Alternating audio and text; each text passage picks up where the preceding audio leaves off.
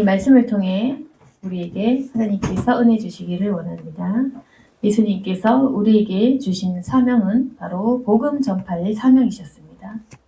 15절 말씀, 너희는 온 천하에 다니며 만민에게 복음을 전파하라. 주님께서는 11제자에게 나타나셔서 이러한 사명의 말씀을 주셨습니다.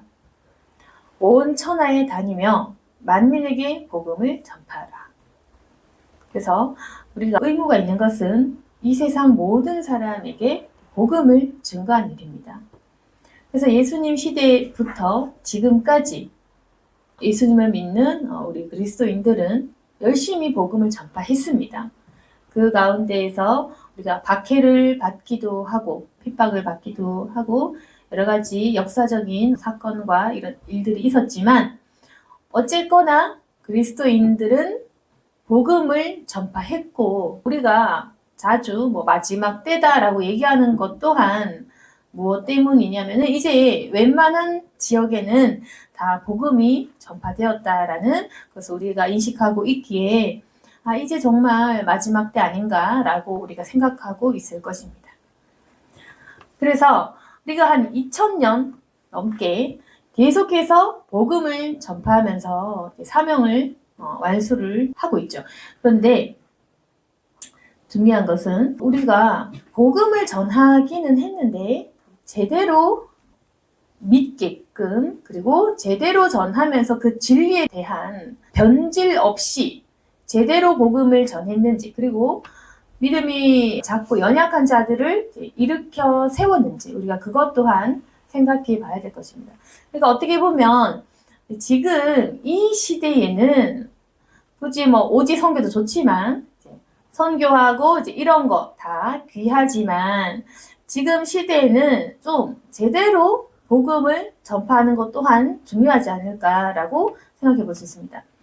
믿음이 구원을 얻게 한다는 것을 우리 다 알고 계실 텐데 16절에 보시면 믿고 세례받는 사람 구원 얻을 것이다. 믿지 않는 사람 정죄를 받으리라. 온 천하에 우리가 구원을 선언하지만요. 결국 믿는 사람, 믿지 않는 사람 두 갈래의 길이 있다라는 것을 우리가 분명하게 이야기를 해야 된다는 것입니다. 믿는 사람, 믿지 않는 사람 믿어야지 구원 얻는다. 믿지 않으면 심판받는다.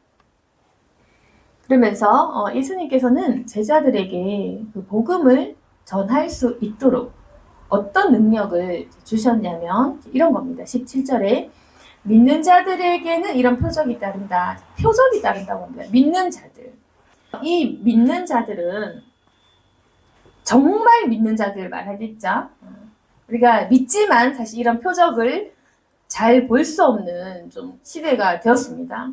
뭔가 초대교회 시대에는 이런 표적이 많았던 것 같은데 요즘 우리가 살고 있는 시대에 이런 표적이 잘 나타나진 않죠. 없어진 건 아니지만 그렇지만 성경에는 얘기합니다. 우리가 물론 이 기적을 일으키는 것을 볼지 안 볼지는 모르겠지만 성경의 말씀은 믿는 자들에게는 표적 따른다는 거.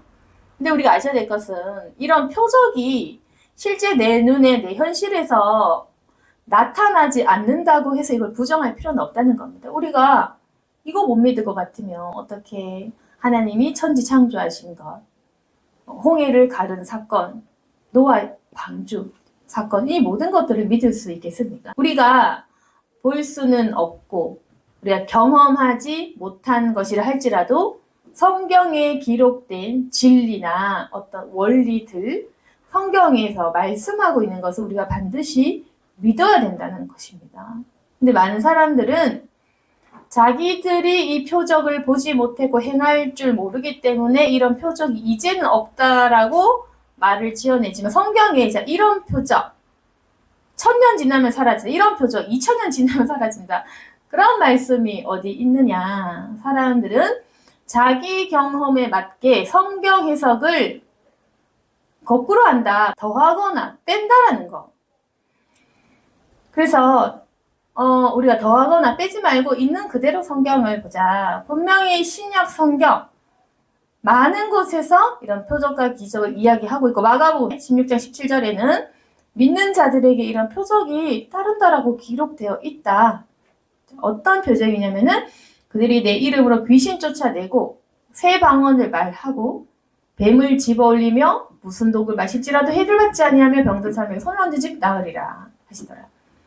예수님께서는 믿는 자들, 자신들의 제자를 향해서 이런 말씀을 하셨고 예수님의 말씀은 불변이십니다. 그래서 믿는 자들에게는 이런 표적이 따른다. 비록 내가 믿음이 적어서 이걸 경험하지 못할지라도, 우리가 이런 현상들을 보지 못했을지라도 예수님께서는 이렇게 말씀을 하셨다라는 것이 중요한 일입니다. 그래서 믿는 자들, 이런 표적과 기적을 통해서 만민에게 복음을 전파하라라고 예수님께서 말씀하셨고, 그러니까 우리에게 성령을 주신 거죠. 그래서 믿는 자들에게 나타나는 표적이란 귀신 내쫓는 것 있죠. 예수님 이름으로 귀신을 내쫓는 것. 그리고 방언을 말하기도 하고, 그리고 우리가 심지어 뱀을 짚거나 독을 마시더라도 우리의 몸이 상하지 않는 그런 기적들. 특히 병든 사람을 손을 얹으면 낫는 그 치유의 기적. 이런 기적을 통해서 예수님께서는 제자들을 사용하셔서 복음 전파하도록 하셨습니다. 사실 이런 기적이 아니면 사람들은 잘 못 믿거든요. 전도를 해보신 분은 아시겠지만 우리가 아무리 이성적으로 설득하려고 해서 하나님의 존재를 설득할 수는 없습니다. 솔직히. 물론 심령이 다 열린 아주 준비된 사람은 있겠지만 대다수의 불신자, 그러니까 하나님을 믿지 않는 사람들에게 우리가 어떻게 말로 하나님은 살아계십니다, 성경 말씀 진짜입니다 한다고 해서 이 말을 어떻게 믿겠느냐. 결국 우리 연약한 인간은 표적과 기적을 원하거든요. 하나님이 살아계신 증거 보여봐 이렇게 하거든요. 그때 이제 우리가 능력이 없기 때문에 이 증거를 보여주지 않으니까 전도하기가 굉장히 힘이 든 것입니다. 그러니까 아무도 믿어주지 않으니까. 그렇지만 만약에 우리가 성경에 있는 이 기적을 일으킨다면 우리가 아픈 자들에게 손을 얹고 치유하는 것, 그러니까 하나님을 믿으시면 병이 낫습니다 라든지 하나님을 믿으면 악한 귀신 들림 떠나갑니다 라고 한다든지 이제 그런 확실한 표적이 있으면 사람들은 믿을 수 있겠죠. 이것은 신의 영역이다, 이건 하나님이 하신 것이다 라고 밖에 이제 설명할 수 없는 그런 초자연적인 기적이 있다는 사람들은 믿을 것입니다. 그래서 이 기적을 하나님께서 허락하신 이유는 연약한 사람이 눈으로 보고 몸으로 체험하면서까지 믿으라고 이걸 허락해 주신 거죠. 근데 우리에게 이런 기적이 일어나지 않는 이유는 우리가 믿지 못해서, 믿음이 약해서 할 마음이 없어서 그렇습니다. 그래서 우리가 비록 내 믿음이 연약하다 할지라도 성경에 나오는 말씀을 사모하며 구하는 것은 굉장히 중요한 일입니다. 그래서 지금 우리의 믿음이 약하고 이런 은사와 능력을 경험하지 못했다 할지라도 지금부터라도 우리가 이것을 사모하면서 복음 전도에 사용해야 되지 않을까. 왜냐하면 분명히 이러한 일들은 지금도 일어나고 있으니까. 그래서 우리 모두가 하나님의 그 거룩한 성령의 충만한 능력을 받아야 될 것입니다. 그래서 19절에 보시면 주 예수께서 말씀을 마치신 후에 하늘로 올려지사 하나님 우편에 앉으시니라. 제자들이 나가 두루 전파할세 주께서 함께 역사하사 그 따르는 표적으로 말씀을 확실히 증언하시니라. 그래서 제자들이 나가 두루 전파를 했죠. 그런데 주님께서 함께 역사하셔가지고 그 따르는 표적으로 말씀 증언할 때 이렇게 되어 있죠. 말씀은 너무나 진리고 확실한데 이걸 믿어주느냐 말이죠, 불신자들은. 그러니까 말씀을 증언하는 것은 바로 표적이다. 하나님이 계신 그 증거들을 우리가 표적으로 보이는 겁니다. 물론 이 기적만으로 하나님을 증거할 수 없습니다. 우리의 삶이 따라야겠죠? 진리를 선포하는 그 진리의 어떤 그 내용 그 자체와 그리고 우리가 증거하는 증인된 삶, 내 삶을 통해 예수님의 그 사랑을 증거하는 것이 또한 중요하겠고, 그리고 우리가 능력을 받아서 따르는 표적으로 내가 하고 있는 이 진리의 말씀을 증언하는 것 또한 중요할 것입니다. 그래서 오늘 말씀을 통해서 우리가 이제 복음을 증거를 해야 하는데 가장 좋은 것은 내 삶을 통해 좀 사람들을 감동시키고 감화시키는 것이 아주 좋은 방법인데 이것도 사실 쉽지는 않은 것입니다. 우리가 살면서 사람을 품고 도와주는 것이 쉽지는 않겠죠. 우리의 삶도 또 지치고 바쁘니까. 그렇지만 우리가 계속해서 남에게 복음을 증거할 때 우리의 삶도 도리어 풀려지고 해결되어진다는 것도 우리가 믿으셔야 됩니다. 그래서 내 문제에 계속 갇혀서 내 문제에만 집중하면 사실 잘 해결이 안 돼요. 내가 연약하고 내가 급하고 내가 힘들 때 남을 품으면은 도리어 내 문제가 쉽게 해결되는 것 또한 경험을 하셔야 됩니다. 그래서 전도할 때 기적이 일어나고 영혼을 품을 때 하나님이 내 가정을 책임지세요. 그래서 우리가 앞으로 좀 더 이러한 신앙으로 나아가야 될 건데, 그래서 우리가 이제는 정말 믿음 있는 자, 그리고 표적이 따르는 자, 이런 삶을 좀 지향하시기를 원합니다. 물론 우리가 아직까지는 이러한 삶을 잘 모를 수도 있고 아직은 사모가 안 될 수도 있겠지만 이 말씀을 통해서 계속 기억을 하셔야 될 것입니다. 그래서 오늘 이 말씀을 통해서 만민에게 복음을 전파하는 저와 여러분이 되기를 바라는데, 그럼 이 말씀을 통해서 나에게 어떻게 적용할 수 있을까? 나는 능력도 없는데요. 난 아직 모르는데요.